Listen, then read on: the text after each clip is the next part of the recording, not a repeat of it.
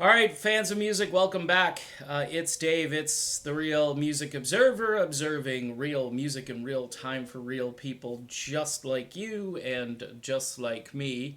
If you hear some background sounds, I've got a 5-year-old in the house, and he's pretty much in control right now.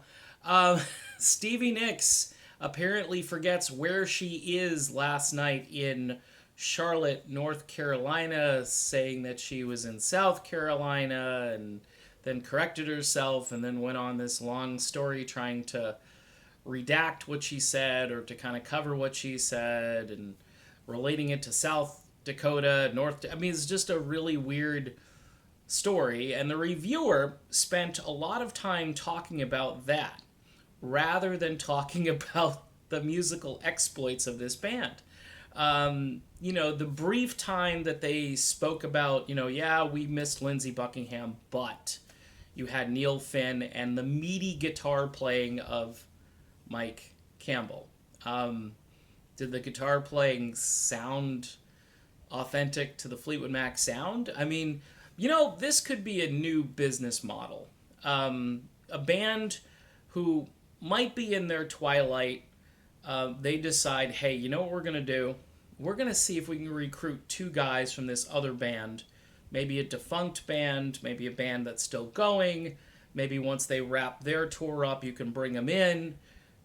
Say like if Foreigner decided they wanted to bring in two guys from Journey, okay, to just kind of bolster their ticket sales and to say, hey, we got Ross Valerie playing bass now, and we got Steve Smith on drums. I don't know. I mean, would it work? Would it be significant? I don't know. But it seems these days that this band merger thing does create a certain kind of buzz. And it's worked a little bit for Fleetwood Mac, I have to say, because people are curious. They want to know, are they going to sound good? What are they going to be like? Well, they're not going to be like Lindsey Buckingham, I can tell you that. An interesting note in the article, we find out that the concert was almost sold out, so it was not a sellout, and this baby had a lot of time to sell tickets. This was announced at the beginning and is in a fairly, I would say, good area because you are close to South Carolina. Although you're not in South Carolina, you can certainly attract fans from both North and South Carolina.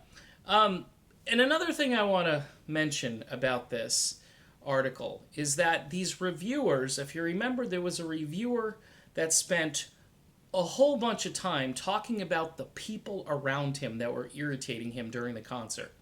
The majority of the review, I think it was like Detroit or somewhere like that, where he just kept going and going about, oh, this person wanted to dance, this person wanted to sit, this person wanted to stand.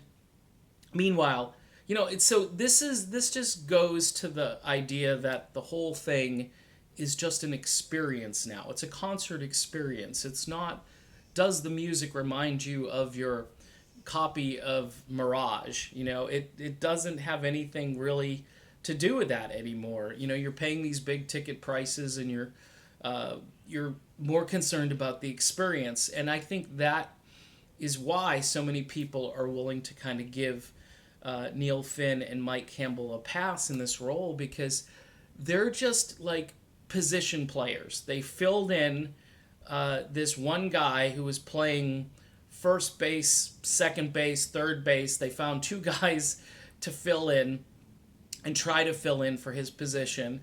And they plugged the hole and they said, okay, we're Fleetwood Mac and we're going out on tour and this is going to be great. And, quite honestly, it's a weird place to be in. I think that's why a lot of these tribute bands are garnering more and more attention, because they're more concerned about being authentic, being close to the sound.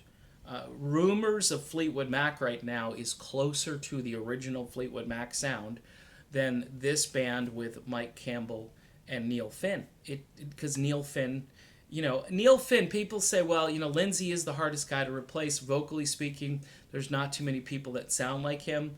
So if the cover band or tribute band is getting all the essentials right, they have a Stevie person, they have a Christine person, and their Lindsay person is like 50-50, they're already better than the current lineup, because the current lineup, vocally speaking, regardless of what this reviewer is saying, they've lost a lot vocally, both Christine and Stevie. Now, people focus on Stevie. She's mystical, she's magical, she's wonderful, she's frosted Lucky Charms. I mean, she spins and people are just hypnotized by the spinning.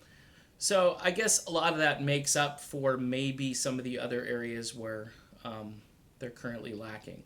But it is really interesting how much time the reviewer spent on stuff that had nothing to do with the concert. And, I don't know if that speaks to the state of reviews these days, or the fact that people are just looking to be entertained and have an experience.